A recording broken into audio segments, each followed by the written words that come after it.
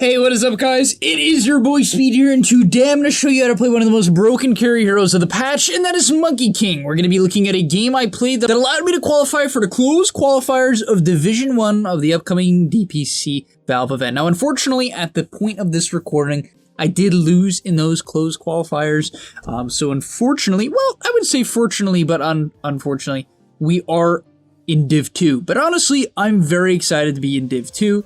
I'll be having a lot of content coming from there. I hope you guys watch those games as well. Come check out your boy Speed and support your boy Speed playing some Dota. That'll be some fun. But yeah, this is one of the games. This is the game that actually enabled me to qualify. This is the last game that got us in. It was a best of one. We had to win it, and we did.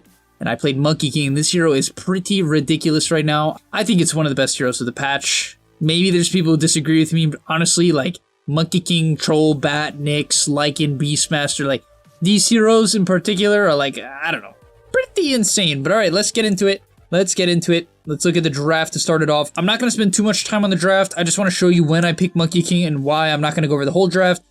Simply this, I think it's very important as a carry player to understand when you actually pick your hero and when and why you actually pick your hero. So yeah, if you're excited for this video and you want more of these type of videos, if you could click the like button, subscribe, and of course sign up to the gameleap website. Honestly though, we do put a lot of work in. The content over there is honestly fantastic, and so yeah, you definitely won't regret it. But alright, let's hop right into it without further ado. We go for a Spirit Breaker opener, they go for a Earth Spirit, and then we literally just go for Monkey King.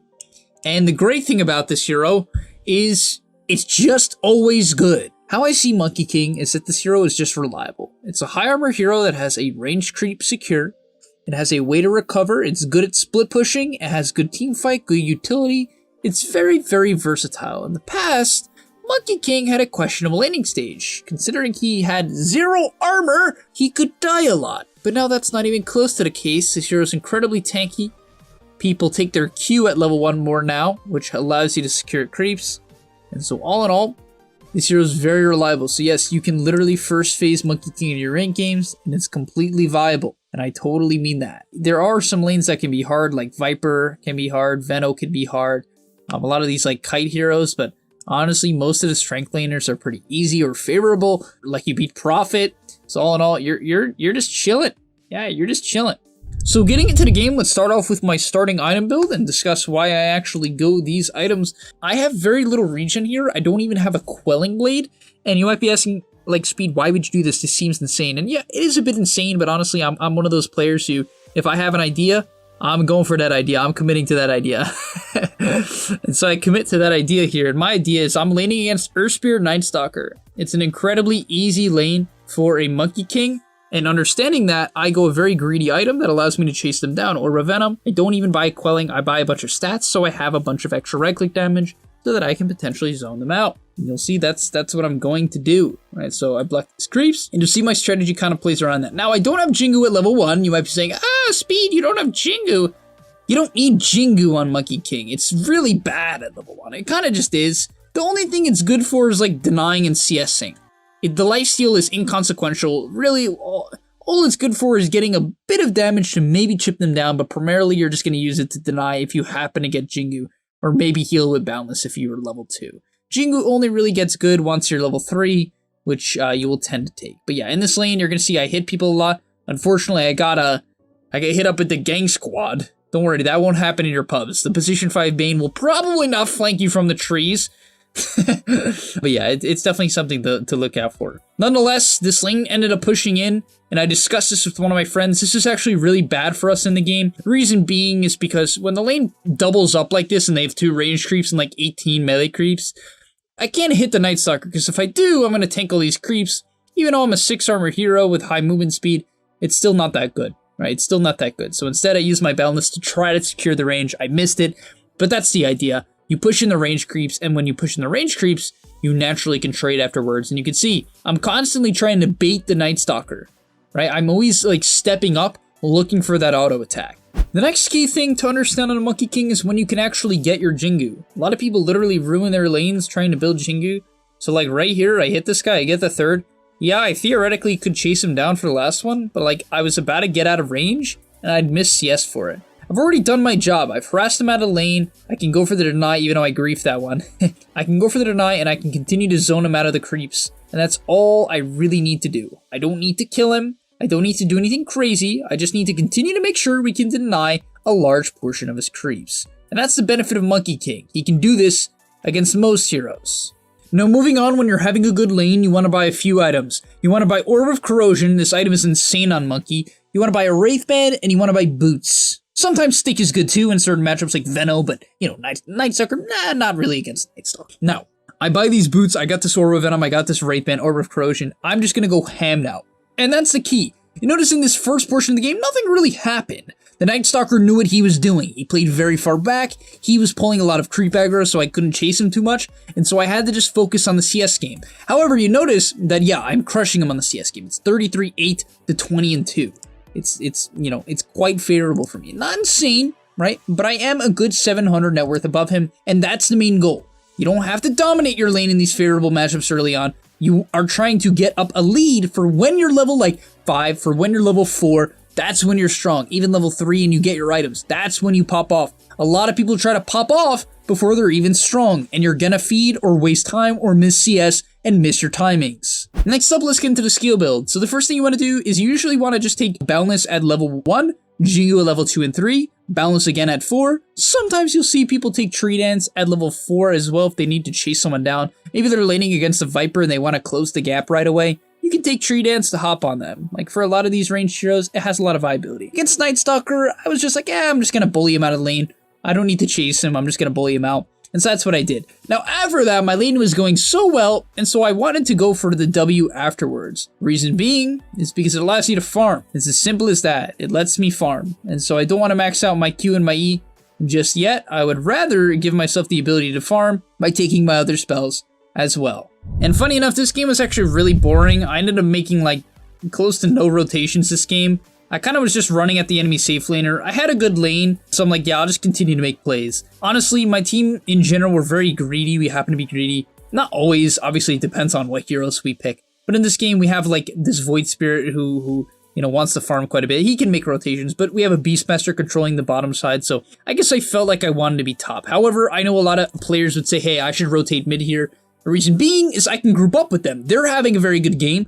They're heroes that can fight early into the game, and so it's good if I also fight, considering Monkey King is one of those heroes that can engage, and that's exactly what I do right here. I shift over to this mid fight, I come over, I clean up a couple heroes, and now I can transition into a mid tower push. So this was a good rotation. I avoided a gank top, I didn't show you guys that, but I avoided a gank top, then I immediately get to middle, I fight middle, and this is the power of Monkey. When you get off to these good starts, you want to do everything. You want to kick people out of lanes. If they show up when you're strong, pounce on them, kick them out of lane, right? You want to do that. Then, if a fight breaks out, TP in. Your hero gets the fights very quickly because of Tree Dance, so TP in, get to that fight. Then after the fight ends, immediately back to split pushing. Your hero doesn't have cooldowns. It's very fast. It often has a lot of sustain because of Jingu, and so you can do exactly what I'm doing, which is constant pressure to the map. I'm playing very far up. I see the enemy team, and I'm constantly split pushing. And this is what Monkey King wants to do. He doesn't really want to jungle too much. Your hero doesn't jungle too fast. You want to primarily push in lanes with your maxed out W, and then show up the fights. And that's exactly what we're going to see here. Now, let's take a look at this fight to look at the execution. Honestly, here, I think I could have been a little bit more patient. I could have hopped onto this tree here, and then ultied, and set up for a really nice ulti here. That would have been reasonable. Instead, I decided to opt for my E here. Reason being is because I saw an opportunity to collapse, right? I'm like, they're going to commit in, so I E. Keep in mind, this is an 80% slow when you max it. 80% for 4 seconds, right? Pretty ridiculous how long it actually slows for and how much it is. And so landing a max channel Tree Dance when it's max level is very valuable in the fights. I do that, and I'll look at their movement speeds, right? This guy drops to 100. This guy drops to 238. By the way, that's a Phase Boots Night Stalker in the nighttime. 238. Morphling's going to go to 100, and they can't move at all. Right, so that's a huge slow to start the fight. Here, I probably could have finished off the Void Spirit, but I wanted to stay very close to my team. As a Monkey King, you're very good at protecting your team. You know, Tree Dance is good at that. Your stun is AoE. You can protect your supports. Your ulti zones people out. And so I stay on top of this Night Stalker. We finish him out. Unfortunately, the Earth Spirit ended up getting away. but another good fight. And so you see the vibe as Monkey King. You see why this hero is so good. He has a dominant laning stage. He has a good way to farm. And when you're pushing in these lanes, you can bully the people that come out of the lanes. On top of that, right, when you are farming, a lot of heroes, they can't really get to the fights, but Monkey King can, right? He can. Remember, guys, always find that nice balance. You see, after the fight, I immediately went back bottom. Then we saw a potential opportunity to kill this Morphling. So we considered it. Unfortunately, didn't end up getting the kill. No big deal. Back to farming. And you're going to see I'm going to rinse repeat this for a long while until I get my Aghanim Scepter, which is your main power spike as Monkey King. This Aghanim Scepter is incredibly strong. It lets you farm very effectively. It lets you man up. It even lets you Roshan. So it really does it all. In terms of timings for your Ags, considering you're buying all these small items, I really recommend you go for a 17 to 19 minute Ags on Monkey King. Obviously, the earlier the better. You can even do better than that. But yeah, I have a lot, and I mean a lot of small items, which is important. Your hero wants to fight in the early game, so if you don't buy small items, you can't do that. Also, another great thing about this Ags that makes him such a viable and versatile carry is that it lets you push towers as well. Monkey King previous doesn't have like a great way to siege, but these Ags monkeys are absolutely incredible for sieging towers. Just keep in mind, you want to stay very close to the tower when you have the Ags, otherwise they'll spawn and not hit the tower. I learned that lesson the hard way this game, where I wasn't standing too close to the tower, and so my monkeys weren't always hitting it. But nonetheless, like, you want to go very close, you set up these monkeys, and they can siege the tower for you. Like, look at this thing. Just gonna bop the tower. Upcoming here, quick little tip, guys. Never use your stun like this unless it's to get a quick kill. You always want to save your stun to either cancel something important, like particularly important, maybe such as like a Bane's Grip if you really have to. But nonetheless, in this case, you would never want to do this because I want to, stun people to keep them in my ulti in the mid-game fights or use it when I have Jingu to do damage. But here, this is obviously just a clear, quick pick-off, so I don't mind using it to secure the kill and back up. But never just casually use Boundless other than like that, or to farm if you know you're not going to fight. Alright, let's get into the later portions of the game here. A fight is breaking out around the Roche pit.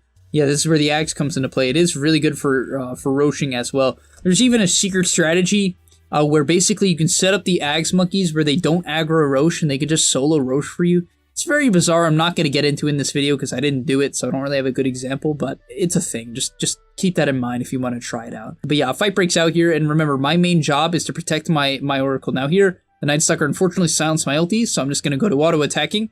And you see, they're diving hard onto my Oracle, and this is good for me, because not only does it allow me to protect him, which is fine, but it just lets me hit them. And so that's why, like, people, they get too caught up in chasing. Often, if you want to do a lot of damage or, like, kill people, just protect your supports. People overextend for them all the time, like this Night Stalker, who I absolutely shred. Then we hop onto this Morphling. Unfortunately, he got slept. It was a really nice sleep from the bait. But yeah, eventually we do end up chasing him down, I believe. Oh no, we didn't get him in this case. He ends up getting away because of that sleep. But yeah, I protect my supports, and Monkey King is good at that. You don't always have to get some big ulti off. You protect your support, right? Defend your team from the backliner. Then when they commit even further, you can drop your ulti. Upcoming here, I end up picking up a Scotty. That's my Morphling counter item for this game. It reduces his regen, and it's incredibly good against ranged heroes. Reduces attack speed by 50 and movement speed by 50. So I bought this for the Morphling, and that means my fight is going to immediately just be shifted largely around this Morphling if possible. And so this fight breaks out. Looks like a pretty sketchy fight. However, what you'll notice very quickly is that I'm able to dodge this Ember Remnant. Very nice. That could have been bad, but I dodged that Remnant. My team wants to commit in here, obviously, right? So my team is committing in. This Morphling goes in. We get a nice little lift onto him. Unfortunately, he's able to BKB it off. But nonetheless, I commit my ulti on him. I know he's used his waveform. By the way, I also dodged some of the damage with Mischief. Keep in mind, it can dodge damage for some reason. I don't know why, but Mischief works like that.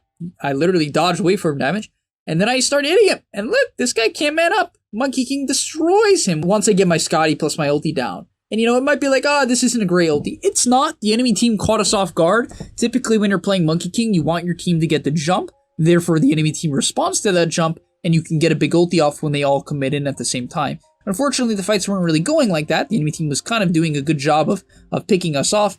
But hey, I stay with my team. I don't overextend. And now, because of how farmed I am with this Ags, I slowly pick them off and win the fight. These were also very good movements by my team. They were all doing a great job of sticking with me and sticking together. You notice how that fight, the Void Spirit was around me as well. He allows me to focus that Morphling too, and we stay together and kind of run through the enemy team as a unit. And yeah, that's about the end of this game. I'm not gonna lie, I didn't have like any insane plays. I didn't have any insane ultis, insane outplays. It was just a very standard Monkey King game. We picked it early on. It's very hard to counterpick. Like, people often grief themselves trying to counterpick you.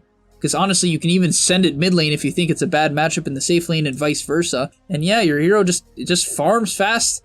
It fights well as well. Like, I think I had a good balance between that this game, which you guys can learn from. And yeah, it also takes Roshan now. But yeah, that's about all for today's video. As I hit level 25, the enemy team will take one more fight where they go onto our backline. But unfortunately for them, once again, protect the backline with the ulti. You know, considering the enemy team has so much jump, it's going to be very hard for me to get a good ulti off. Keep this in mind. If the enemy team has a ton of mobility, like Ember, Nightstalker, Morphling, getting a good ulti off is going to be very difficult, like a surprise ulti. Because they're going to initiate and start the fight quickly, so you're not going to have too much time. So I have to hop in these fights. I have to get active. However, if the enemy team is very slow, like they have a Wraith King and an AA and a Bane and like a bunch of other slow heroes like a Tide, you're probably going to be able to get good ultis off, and so be a bit more patient, stay in the trees, get those ultis off. But yeah, look at this. Talking about protecting my backline, I completely zoned this Morphling out. He's absolutely stuck. He's like miserable, bro. He can't man up to me at all. This guy cannot man up at all. I have Aegis. Even if I didn't have Aegis, it probably wouldn't matter much. My BKB, my Scotty, he gets completely pushed away. The enemy team commits on my backline, they get destroyed, and that's going to be GG. So I hope you guys enjoyed that. Definitely pick this hero. I think it has so much potential. It's a very reliable hero, and I'll see you in the next one. Peace! But yeah, that's going to be about all, folks. Remember, click the link down below and subscribe to the Game Leap website where we have thousands of videos, and I'll see you in the next one. Peace!